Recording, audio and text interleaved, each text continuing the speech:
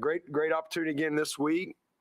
Um, November is here, and we're off to a good start, and got an opportunity to have a great finish. It's a heck of a football team coming in. Doesn't get easier. This is another elite quarterback, and I mean, this guy's going to play. This guy's going to play football for a long time. If good Lord keeps him healthy, he's going to play a long time. And so it's one of those cool opportunities to play against one of the best. He's a great one, and makes everybody.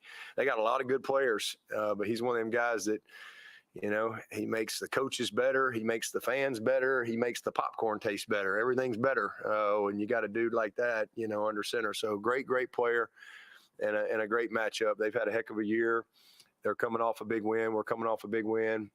So, both teams will want the same thing. So we've got to have a great week of preparation. Off to a good start last night.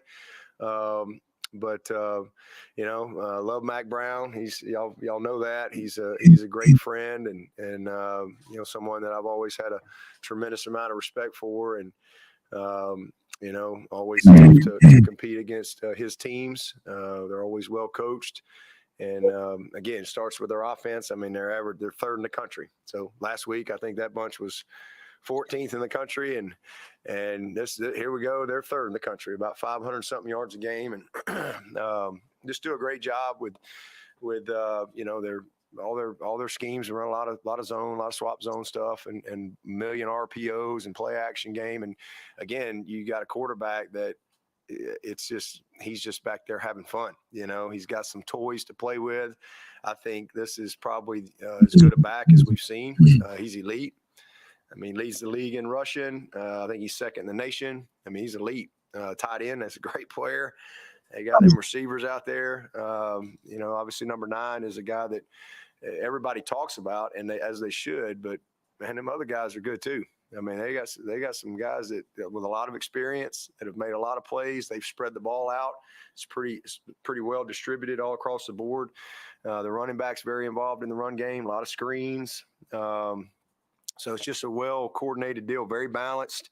And they've only turned it over 8 times all year long. So they've done a good job taking care of the football, and got an experienced group up front. But tempo and trying to manage the tempo and trying to affect this quarterback obviously is the biggest challenge.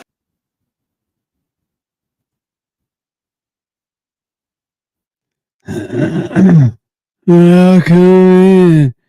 This is Wednesday Night Paw Talk, and you just heard from Clemson head coach Dallas Sweeney.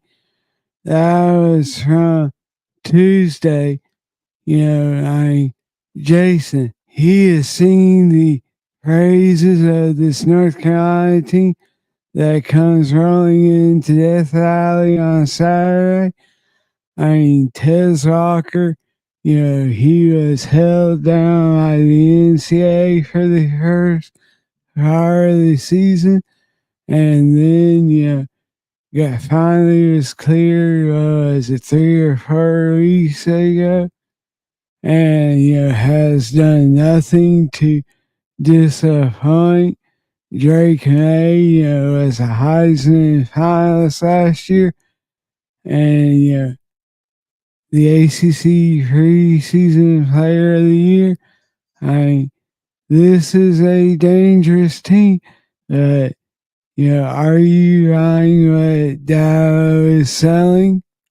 Uh, this is a dangerous North Carolina team. Make no mistake, that offense is explosive. They got a veteran quarterback. That running back's really good. You talked about Tez Walker. He's been back 5 games now, is what it is. Mm-hmm. 3 of those he's gone over 100 yards, so he's a big part of the things they're doing. So I'm buying it a little bit. He might be. They got one of the best offenses in the country, over 500 yards a game. They rush for over 150 a game. I mean, there's a lot of things I like about that offense. But for me, it's that defense. They're not very good on defense. They allow over 150 yards per game. They give up close to 500 yards per game in total offense. So this is a defense this Clemson offense should have some success against. And we've seen how good that Clemson defense has been, particularly in recent weeks. They've made life a living hell for Sam Hartman. Did it in James King last week, and you got to think that's going to be the objective again with Drake May on deck this weekend. And I think they can do it. We've seen them do it before. Now, I know North Carolina moved the ball a little bit against them last year, but struggled in the red zone. Struggled. Clemson won the turnover margin, but I think this Clemson defense is good enough to make him uncomfortable and not let him, sit back there in that pocket and have all day to throw the ball and pick them apart. And I think they are disciplined enough to where they will not allow him to consistently get on the edge and beat them with his legs. Yeah, I agree. I mean, honestly, I think this game comes down to, how Nate Wiggins can cover Tez Walker. I think this is a, money game for him in his draft stock. This is a game that could, skyrocket him of the draft orders if he is able to contain, Tez Walker. Like I just said, though, is containing him because you aren't going to shut a guy like him down. And also, he didn't really mention it a ton. They have some tight ends that can catch the ball and are dangerous mismatch chances for that offense. And I think, Carter and Trotter are going to have huge games for the Tigers. But, it all starts up front. And if they can, be disruptive with that front four like they have been, I think that the Tigers will have a lot of success against this North Carolina team. Yeah, I agree. I think it starts with Clemson on the line of scrimmage on that defensive line, and them being disruptive. Absolutely. And I am, that Nate Wiggins, Tez Walker matchup might be the thing I'm looking forward to the most Saturday. Um, that Clemson was hoping he'd just contain Keon Coleman. Yeah, he goes in there, he locks him down, man. Coleman doesn't do anything against Wiggins all day long. Matter of fact, it wasn't until Wiggins got hurt that Coleman finally hurt him. It's hard to ask for that kind of a performance again against Tez Walker. Like you said, you need him to contain him, and I think Wiggins is absolutely capable of doing it. He through the first half of the season, he had like a 2.8 passer rating against him. 2.8. I haven't seen the number, but I doubt it's much higher over the second half of the season. I think people have come to a point where they expect perfection out of these defensive backs. They're going to get beat from time to time, but you got to have that windshield mentality to be able to flush. And I think Wiggins has shown the capability of being able to do that. I think he's absolutely capable of getting the better of Tez Walker on Saturday. So you're not thinking that he just plays good. You're thinking he outplays him on Saturday. I think he outplays Tez Walker on Saturday. Yes, sir. Absolutely. I'm with you. I think this is a big game for Nate as an individual, not just looking past the team aspect of things. Because I would be shocked if Nate Wiggins is back next year. I absolutely expect him to head off to the NFL after this season, and deservedly so. He's very likely looking at being a late first round pick, maybe. If not, probably it'll be probably an early second round. He's one of the top corners in the country, and having another game like he did against Keon Coleman, or even just something similar to that, is going to just help his draft stock tremendously. He was starts seeing his name in these mocks in that first round, probably a lot more often than he already is.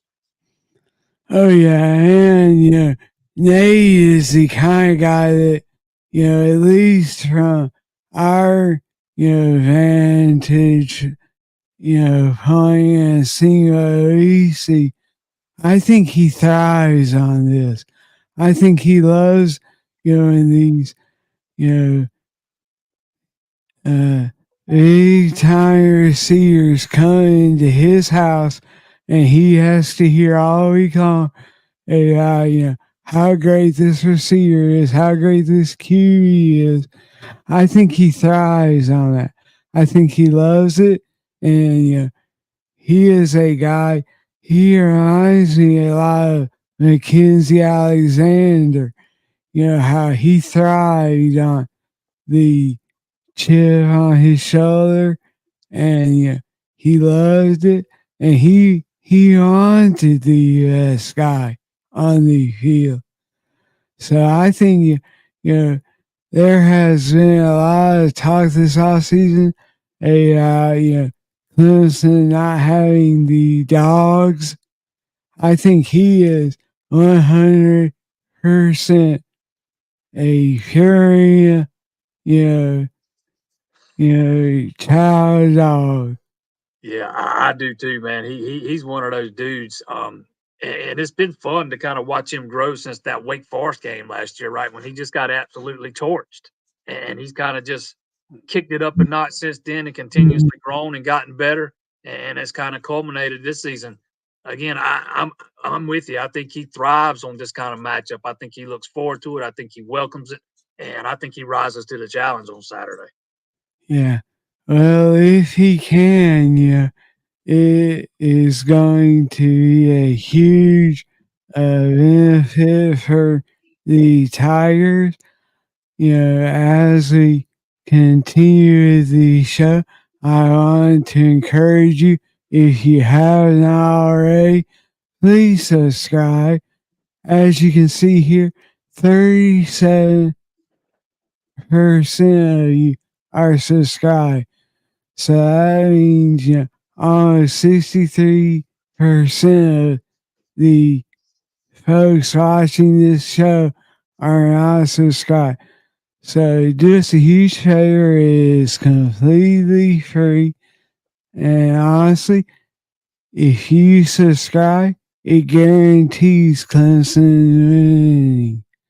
So I why would you want to help the Tigers out? Do all you can do. That's Do true. your part too. Yeah, I like that. I like that. That's kind of like the old G.I. Joe, be all you can be. What was that? The old G.I. Joe cartoon. Their little thing they had. I wasn't a big GI Joe guy, so I don't know. Yeah, you're a G.I. Jane guy. Yeah, that's right. That's right, yes, sir. Give me the ladies. Uh-huh. Yeah.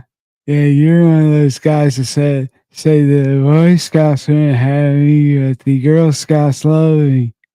That's right, man. I got picked on, man, for going to a New Kids on the Block concert when I was a teenager because my sister was in love with them, right? People don't realize I got there, man, and me and my buddy was the only two males in the building. Only two males in the building, man. It was just like being in paradise. Yes, sir. Yes, sir. It's a shame half of the people out here watching the show don't have a damn clue who New Kids on the Block.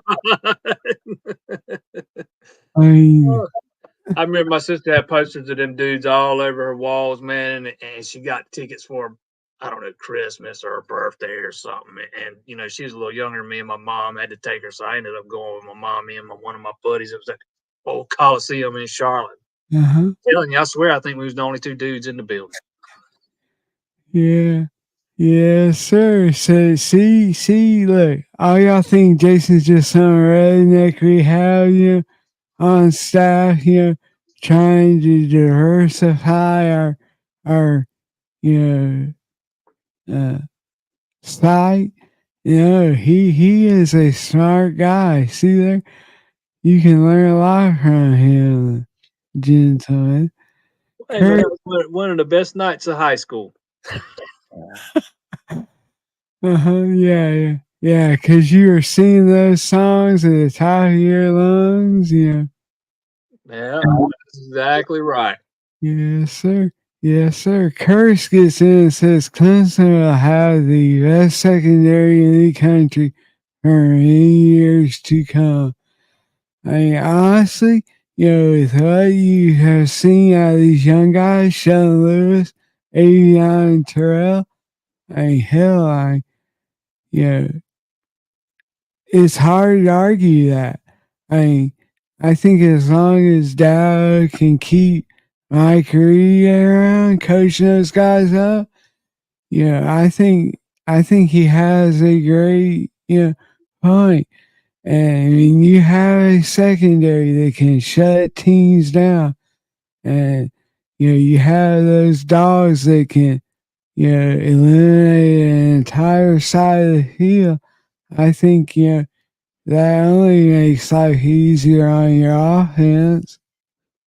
Man, those freshmen, they are dogs, man. Terrell, Lewis, throw Khalil Barnes in there. Those guys are good, and they've got some we still haven't seen a lot of yet that I think have high ceilings too, man. I think the future is extremely bright for the back end of that defense, and as you touched on, as long as Mike Reed's there, I think Clemson's secondary is gonna be fine. I think Mickey Kahn's a pretty good safeties coach too. I think he catches a lot more flack sometimes than he deserves. Um, yeah, I think, yeah, I agree. I think the future is extremely bright. I mean, those freshmen are so good, man. We didn't even see Toriano Bride Saturday. Mhm. I think that's the second game in a row he didn't play a snap. And the last time we saw him playing substantial playing time was Wake Forest. And he's probably playing the best game of his career, right? And Mhm. now here we are 3, 4 weeks later, and Lewis and Terrell have just kind of passed him by. Um, Yeah, it's just like he's an afterthought. and that's not a knock on him. That's just how good those guys have been. Yeah, I mean, Dow was asked, why Terrell, and Lewis got the start on Saturday, and he said, it was Mike Reed's decision just to roll with those guys. And honestly, Reed looks like a damn genius for doing that. I mean, you had first rushing, you know, intercept four passes. That is a damn fine job. Yeah, you're not gonna. It's hard to get better than that. Those guys were, you watch those guys in coverage Saturday. Man, they were good. They were just blanketing those receivers, and that's a Georgia Tech offense. I'm not calling Georgia Tech elite by any stretch, man, but that's a team that's just been finding ways to win. A lot of weeks. They've been very competitive, and they weren't very competitive at all Saturday. Clemson made them look rather pedestrian. Yeah, and they cover guys without coming up with PIs. Yep, that is another thing. You're not seeing them getting flagged for penalties like we've seen some here in recent years. Yeah. Let's see. I can't even I don't even know where to start. But we'll talk you off the ledge. All right. Dow Sweeney is not going to Texas A&M. No, no, man. I'm Dabo uh, Swinney's never going anywhere where the boosters have that much power, no, man. no. Too many chefs in the kitchen. Yeah, he would be a dumbass if he left Clemson, or he can ask for streets of gold here, and the trustees and president and everyone will try to do it.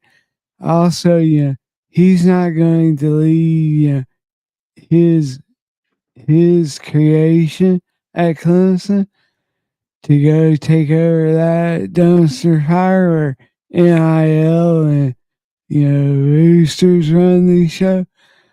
So you're going to hear his name come up every single time there is a huge opening.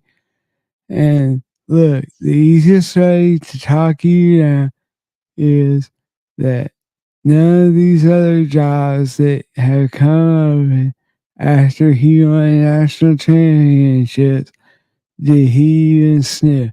He knows he is very well taken care of at Clemson, and he can do what he wants here.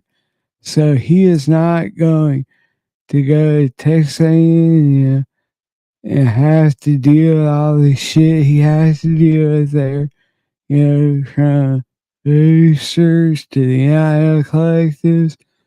I mean, honestly, that is the easiest way to talk you off the ledge. I mean, Not to mention, you, not to mention Dabo's buyout is like $65 million that they'd have to come up with on top of all that buyout money they're paying to get rid of Jimbo and that staff, which is I think upwards of 150 million. You know, so yeah, just tack on another 65 million to that just to get Dabo over there, and we're already over 200 million, and you hadn't even started paying Dabo yet.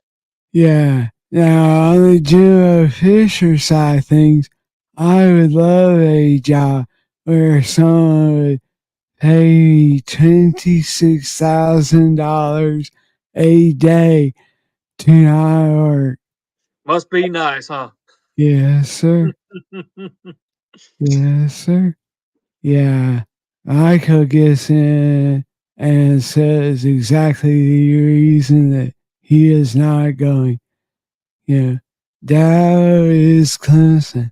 He has, he took over a program that was decent at best and turned them into a national power.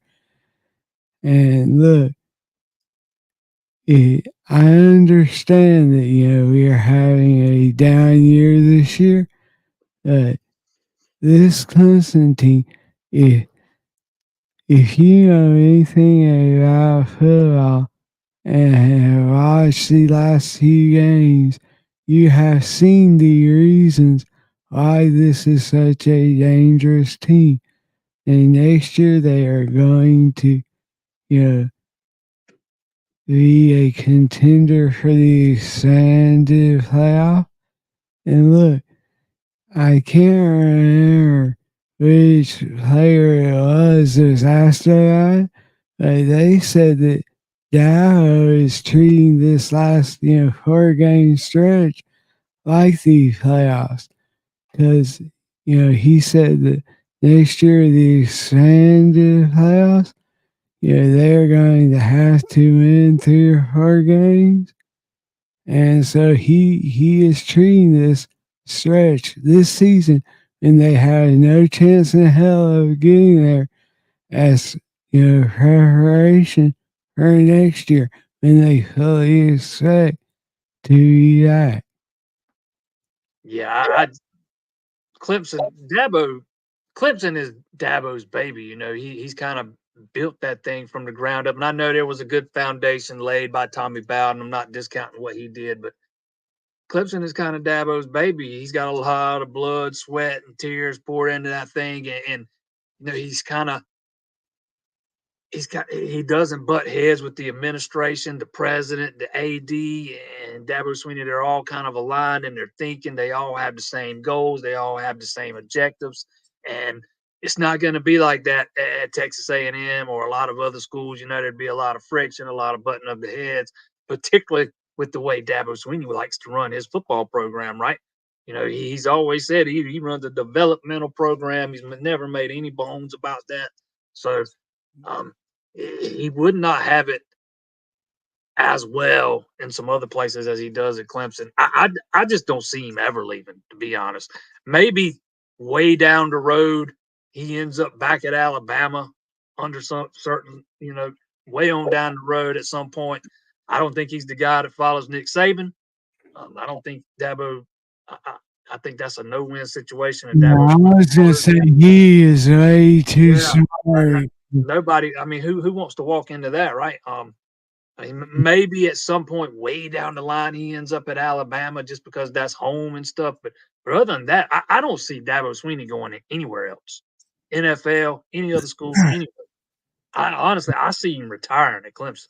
Yeah, yeah. So I mean, you know, every time someone brings up the Alabama job, I just shake my head because, like you said, who is going to want to have to follow Nick Saban? And look, Dow, he looks young, but he is in his mid-50s. So, Saban coaches say, 3 or 4 or even 5 more years, Dow is going to be close to 60 by the time Saban retires. And then you're talking, all right, he doesn't want to be the guy to follow Saban. So that is at least another 4 or 5 years. So, I think, the numbers just don't make sense for him going anywhere else either. I he is well taken care of at Clemson. He loves it at Clemson. All 3 of his boys are Clemson, graduates, and one is currently on the team. I, yeah, I just don't see any way that he does not retire at Clemson. I I could be wrong, and he could leave for, you another job. But how many times have we heard Dad say that, you, the grass isn't always greener, and you have to bloom where you are planted? And I think, if he was to leave, he, would find himself in a world of trouble. Yeah, it kind of pushed back against some of the things he's always preached, no doubt about it. But I'm like you. I think Dabo Swinney probably retires at Clemson again. I could see a scenario or two down the road. Maybe he goes back to Alabama, way down the road. But I I don't know that that's even going to happen. The Clemson is kind of his baby. He's built that thing, blood, sweat, tears, and I know Alabama's home, but he's been at Clemson, since the late '90s now, right? He's been there well over 20 years. His kids grew up in Clemson. To them, Clemson's home. So Clemson might be more home now than Alabama is, to be honest. Um, I just don't know, man. I really lean towards thinking he finishes his career at Clemson right there where he built his program his way. I just don't know that I see him going somewhere and trying to take over something somebody else built. Yeah, I mean, you hit the nail on the head. He has said many times that he has lived in Clemson now longer than he ever did in Alabama. And the thing is, I think, fans like to think, that coaches and players are loyal to their school more than they really are. I mean, yeah, he grew up an Alabama fan and played for them, but, he'd be the first to tell you that, home is not, where you went to school or where, won a championship or stuff. I mean, home is where you have, land to yourself and have roots. And I just don't see him doing it. 100% agree. I'm on board with you. I think he's a Clemson lifer. Yeah. All right. So we are officially, putting this to bed. I Down. think we talked him off the ledge. That's good. All right. So, hard time. Did Chip perform up to all the hater standards last week when he had lanes he reduces just like Alpha? When he got hurt, he led the ACC in scrimmage yards. I mean, honestly, I thought he played a great game. He was still out rushed by Alpha in the game. But yeah, I thought he he he had that spark, right. And really, we heard a guy all day from the player interviews. They were asked, about, the difference in him last week. And I think it was Bo Collins said that, Shipley just looked angry last week. And he said, normally at practice, he is the guy that's like encouraging people and like, trying to help everyone out. And last week, he said he was just angry.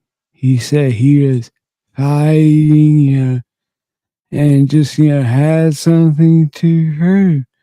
So I think that's great. Honestly, it doesn't change my opinion. I think, Alpha still has earned the right to go out there first. And, that is not going to change. Yeah. I will say this that Shirley was asked by our good friend Larry Williams, about his future plans. And honestly, he was very uncommittal on that. Yeah, he was very non-committal. I've said it plenty of times. I think one of those backs is gone. I don't know which one. At least one of them. I can see both of them being gone. But yeah, I thought Shipley looked motivated Saturday. I guess I fall into that class of Shipley haters because I've kind of ragged on him the last few weeks. I thought he has looked very. Yes, you have. Yes, you have. I think he has played very uninspiring football. For a few weeks. You know what? I'm tired. Could you just call yourself an idiot? I guess part of that leads, it's probably stemmed to some frustration because that offensive line hasn't played well. And, a lot of times, you're only as good as the guys blocking in front of you. But, I'm still of the opinion that it should be Maffa 1A, Shipley 1B, and kind of what we saw Saturday. I think that's what suits this offense best. And yeah, sure, when there's running lanes, Shipley's going to be Shipley, man. Nobody's saying he can't play. When they're running lanes, you can run through. Yeah, I'm saying I've never said he can't play. I just thought he played. He looked uninspired there for a few weeks. I thought Muffa had a little stretch there where he looked uninspired. I thought they just didn't look like the same dudes. And Yeah. again, maybe part of that's due to frustration. I get it because that offensive line was playing like ass. Let's be honest. But yeah, I thought Shipley did a lot of good things Saturday, man. He's a factor in the passing game. I like him much better in this. I like to call it, the 1A role and the 1B role because they're going to lean on both guys hard and one of them's going to play a little bit more than the other. I like Shipley much better in the 1B role and Maffa in that lead role. Yeah, so I like, I think, for me, Alpha, he is not as up and down as Shipley is. To me, the emotion that Shipley has and he plays it can be his, best friend and also his worst enemy. Because, you see him get angry and get fired up. And it's like he comes out, in his first touch, he runs up the ass of his lineman instead of, showing the patience that Alpha has shown. So I think, that, Phil kind of brings that calming, presence and demeanor to the position. And Shipley, honestly, if it can, piss him off a little bit, maybe that's a good thing. Yeah, I do too. I think sometimes Shipley, as fiery as he gets, that could be a big positive for him at times. But I also think it leads to some frustrations at other times, and we've seen it boil over onto the field. The shouting match with C.J. Spiller when all he was doing was coaching the running back, telling him he had he was hitting the wrong lane, and Shipley didn't want to take responsibility for that, right? He wanted to put it off on somebody else. I do think his emotions boil over sometimes. Yeah, he's always that close. No, I think, you know, I think Shipley brings a lot of value to the offense when he's healthy, when he's at his best, and when he's patient. We've seen a lot of times this year where he's running right into the back of one of his guys. I've seen several instances where he's not hitting the right hole, or it doesn't look like he's hitting the right hole anyways. There are He said, there, and he's not going where it looks like the play is designed to go, and he's running into it back. He said, I just don't think he's played it as well at times this year as he did last year. And I see hard time saying he shouldn't lose his job due to injury. I don't think he lost his job due to injury. I think he lost his job. He lost his job because of what Moffitt did against Notre Dame. I mean, that's a game that Will Shipley's not had even come close to having this year. Hadn't even sniffed a game like that. Yeah, and Dow has said the guys that are injured, don't lose their starting jobs. So, for Shipley to lose his starting job, to me, says already out. But, Alpha has done in practice and that Notre Dame game. I mean, if you want to cut right down to it, I think Maffa has been the more effective runner this year. I think he's averaging more yards per carry. If you start diving into a lot of the analytics, he's got better. A lot of his numbers are better than Shipley's. I think he's earned the opportunity to run out there first and kind of be that. Neither one of them are going to be what I would call a feature back because they're going to split carries. But I think Maffa has earned the opportunity to again be that 1A guy and let Shipley be the 1B guy. Kind of, I don't know. I guess I wouldn't want to call him a third down back because it's a bigger role than that. But I think he can excel in that kind of role, man, because he's a great pass catcher out of the backfield. You can line him up out there in the slot. You can do some things with him that you're not going to do with Maffa. Yeah. Yeah, exactly. SC Country, what's up? How are you?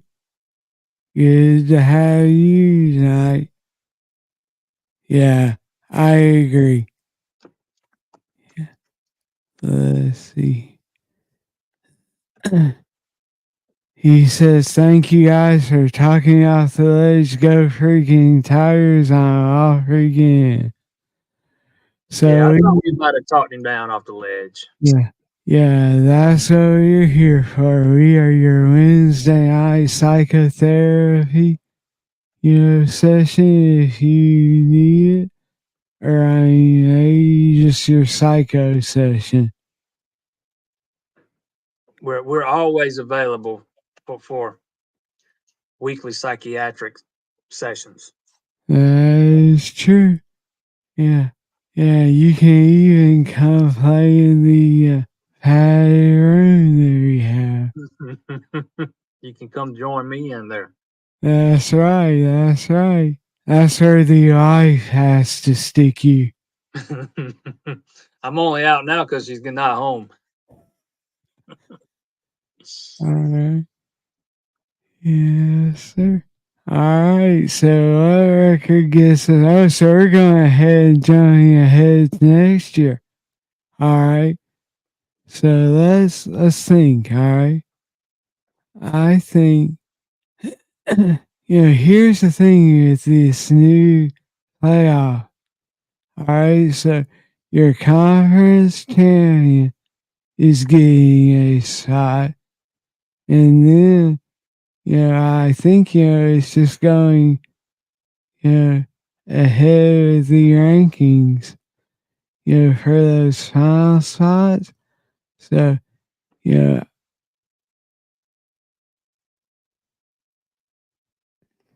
this is kind of interesting right here. Yeah, I'm not a big fan of the 12-team playoff. If you're going to get a bunch of rematches. If it was in effect this year, man, you're already looking at Alabama and Georgia already going to play, right?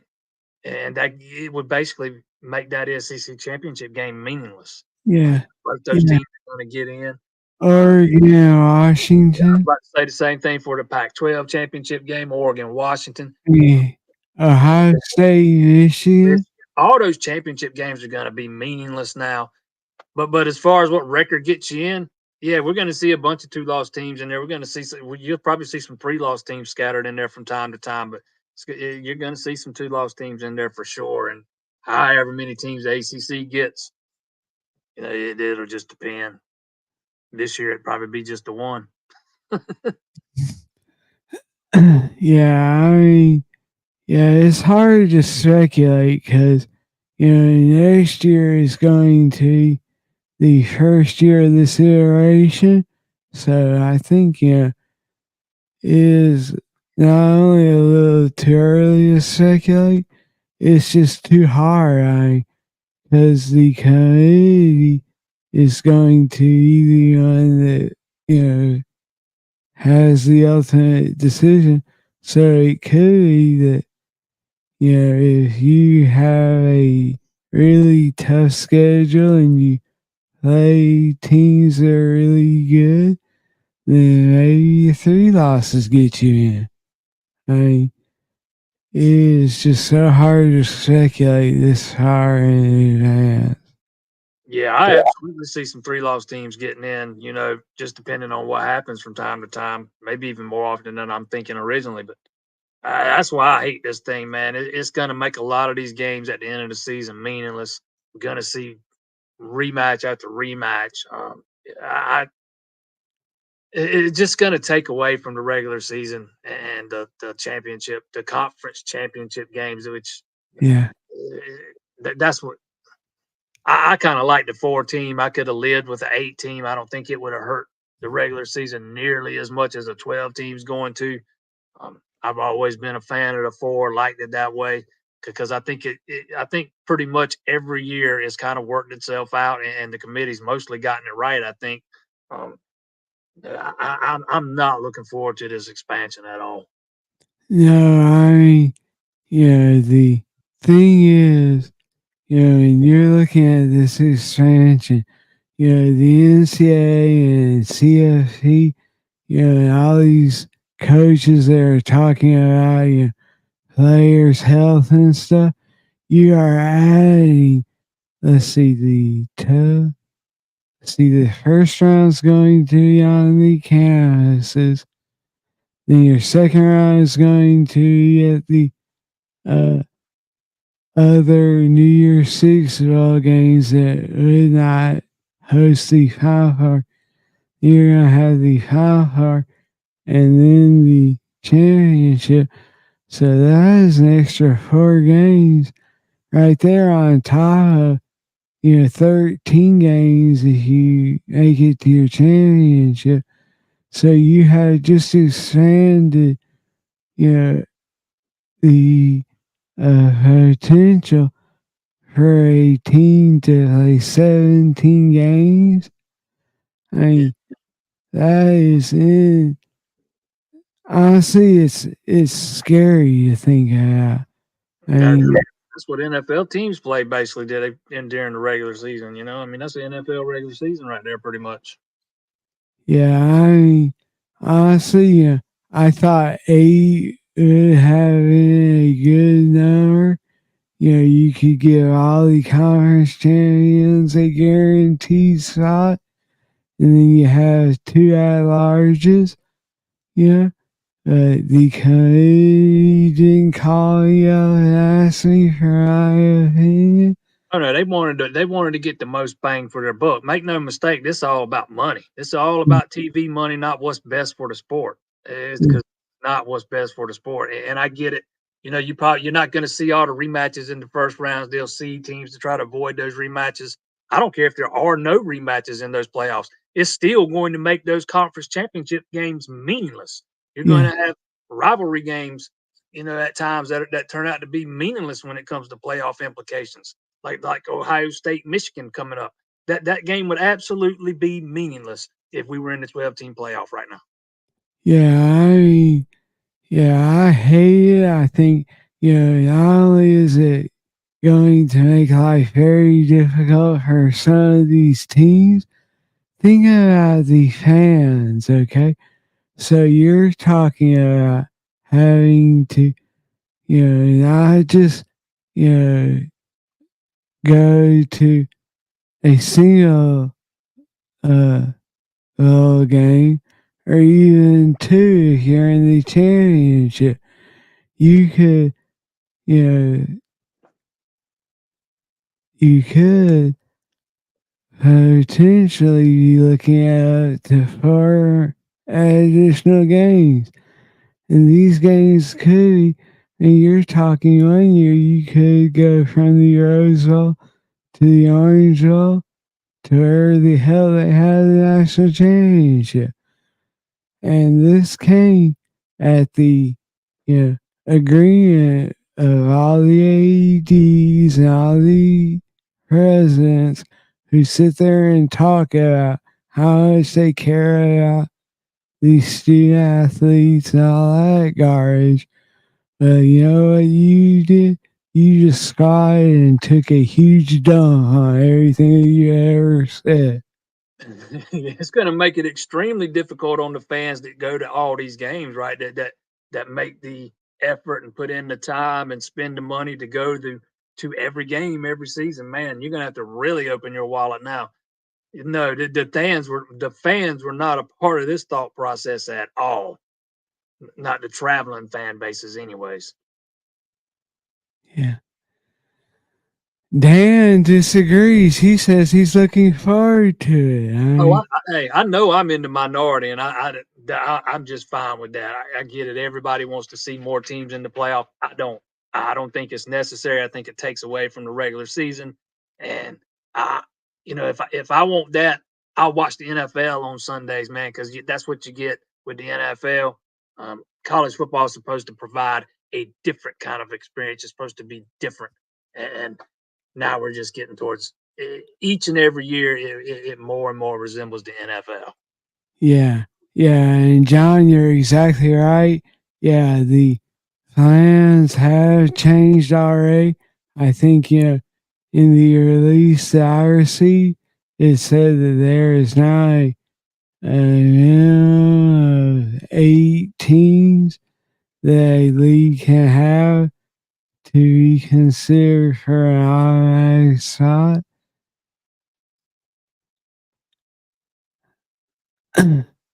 I completely agree. I mean, if you're going to go to 12 teams, you should just scrap the conference championships and go to 16 team playoff like the FCS. I mean, and just go ahead and do it. It'll be interesting to see what the playoff looks like when we get through with all this realignment and when the break comes. Then that's when it's really going to resemble the NFL. Because I think we're headed for a break and we're going to have 2 big leagues and we'll probably have 8 from each conference. And then the 2, they'll decide however they decide. And then you have the champion from each one play for the national title. That's when it'll really start to resemble the NFL. Yeah, I am not sure what Droid 32F Andrew Creel means. I mean, how would you streamline the process of conference championship? Because those are huge cash cows. Those Yeah. aren't going anywhere. Yeah, I mean, the sponsorships and TV deals, that is why the Pac-4 now, is in such a shitty spot. It's because they can't, and they're trying to just gather teams up, as fast as they can, because they do not want to lose that a financial revenue that is coming from the TV deals. Yeah, I don't know that I see those conference championship games ever going away. Even let's say we do have a break and you end up with the Power Two, you're still going to have these other leagues. They're still going to have their conference championships, and there's going to be some type of conference championship game for those two big leagues. They're just cash cows, man. There's a reason why after the SEC kind of started that thing, everybody kind of followed along and fell in line because the SEC was making so much money, and so do these other leagues. They make a bunch of money off those games. Absolutely. Before we kind of move along to the UNC game, I want to remind everyone to please click that subscribe button if you have not done so. And if you are subscribed, we'd like to thank you.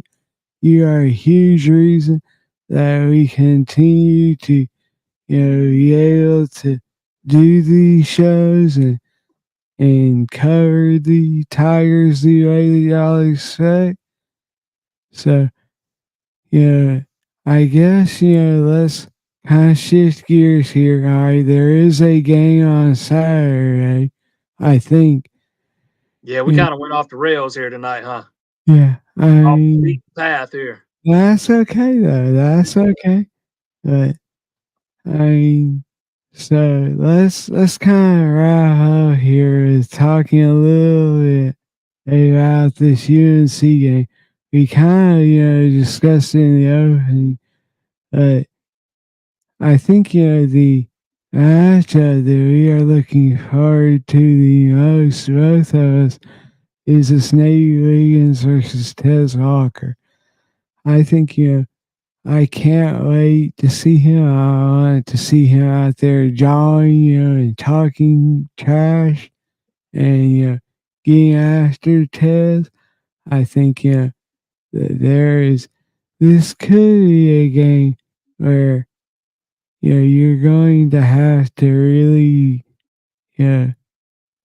make sure that Nate, keeps it, a little bit closer to PG-13 than the R-rated side of things that we saw against Miami.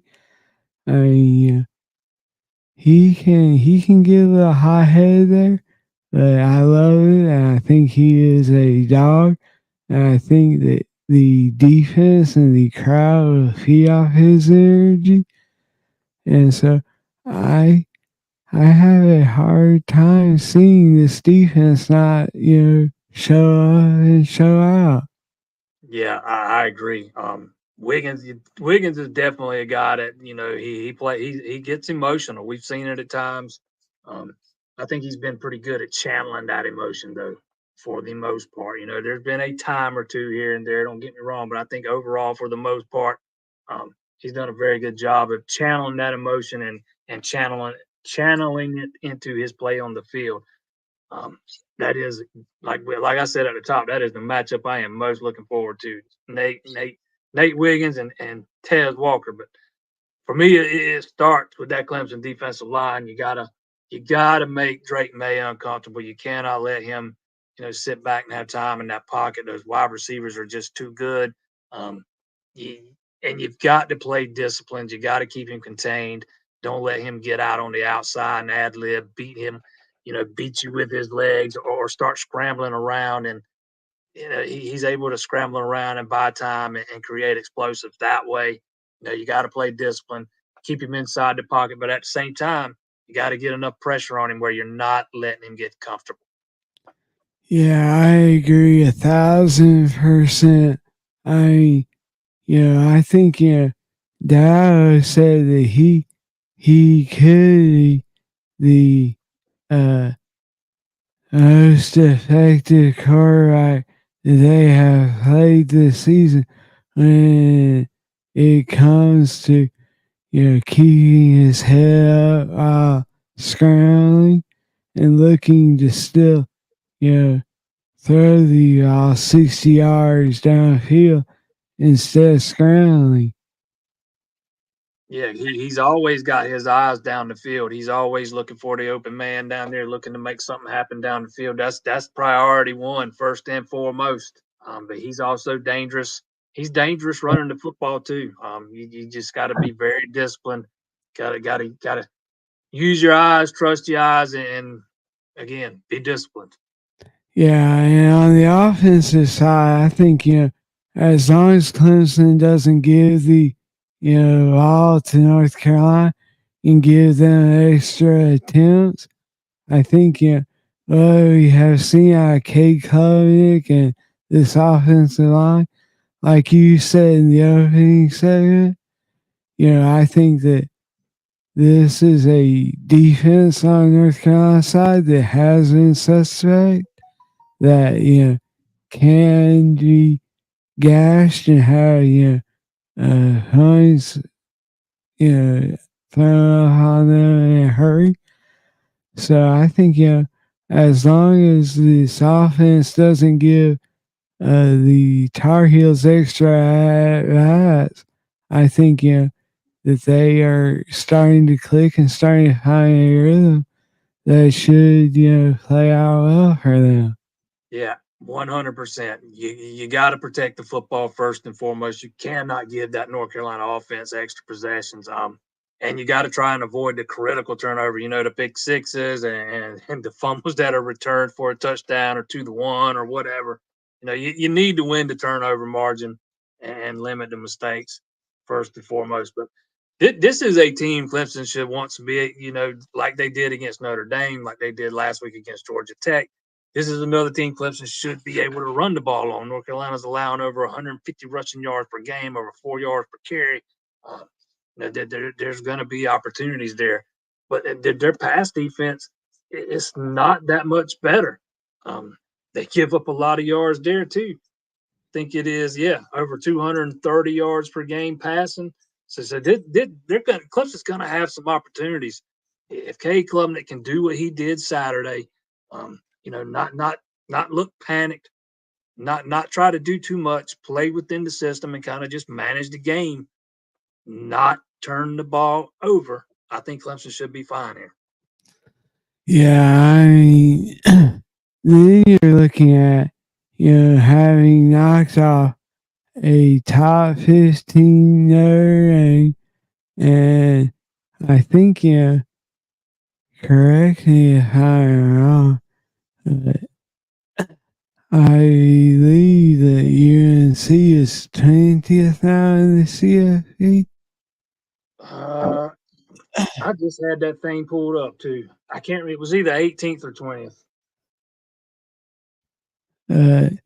Yeah, so we are looking at, another huge statement for this, program.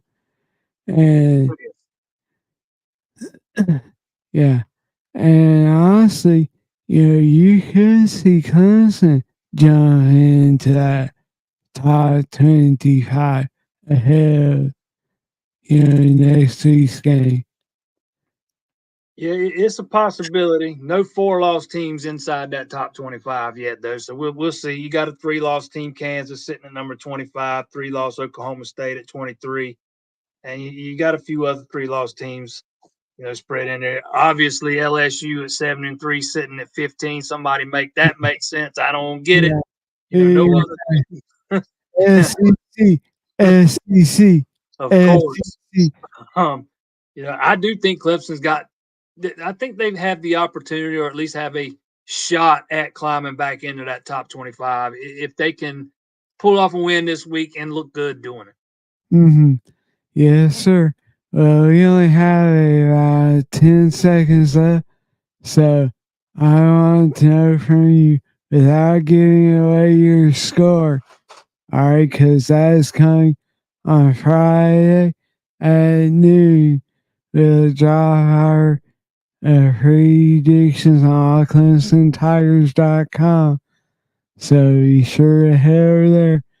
But does Clemson get the win in Death Valley on Saturday? Yes or no?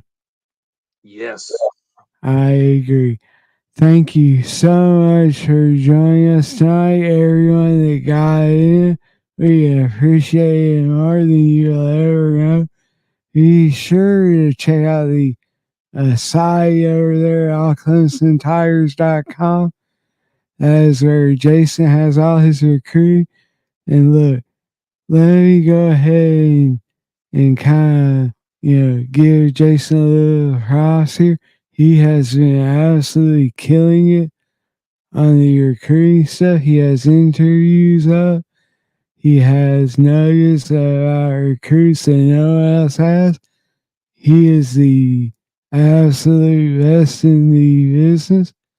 So I appreciate everything that he brings to the site, as I'm sure that y'all are. So be sure to head over there. We'll also have Inside the Valley coming up on Friday. So we'll get all that stuff rocking and rolling. And if you haven't done so, click that subscribe button. It's free and it guarantees a Clemson win. So thank you so much for joining the show. Jason, you got any last words? Hit that subscribe button. Check us out at allclemsontigers.com. I like it. For Jason, I'm Zach. We'll be back with you Sunday night for the Sunday reset. Have a great weekend and go Tigers.